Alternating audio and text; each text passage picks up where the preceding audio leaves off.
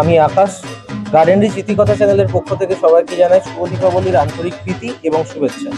আমরা চলে এসেছি গার্ডেন রিচের এক ঐতিহ্যবাহী ক্লাব গার্ডেন রিচ ছোট্ট সংঘ, এবং সেখানকার সদস্যদের কাছ থেকে জেনে নেব এই বছরের থিম এবং ভাবনা নিয়ে।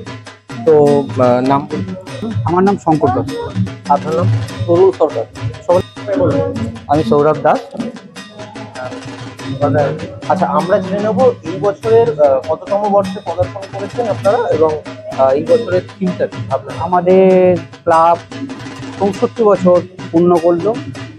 ঠিক আছে, আমাদের পুজো ঐতিহ্যবাহী, বিভিন্ন সময় বিভিন্ন রকম, যেহেতু জায়গা ছোট, আমরা থিমের মাধ্যমেই আমাদের পুজোটাকে করবার চেষ্টা করি। সাবেকি প্যান্ডেলের দিকে যাই না সচরাচর।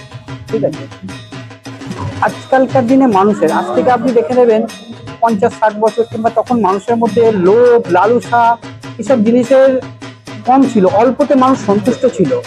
আজকের দিনে মানুষের যে চাহিদা দিনকে দিন বাড়তে থাকছে, সে কিসের চাহিদা? বাড়ছে পয়সার চাহিদা, টাকা টাকা টাকা।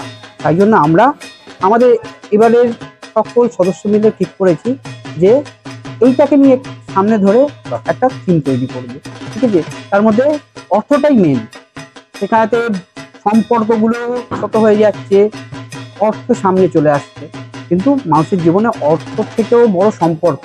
এই সম্পর্কটাকে যাতে মানুষ বুঝতে পারে, এই আমরা আমাদের এই ছবির মাধ্যমে বিভিন্ন রকম কাট আউট আছে, বিভিন্ন রকম তার মাধ্যমে আমরা তুলে ধরতে চেয়েছি।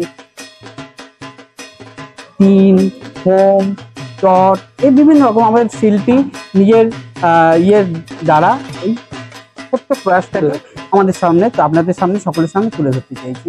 এটাই হচ্ছে আমাদের।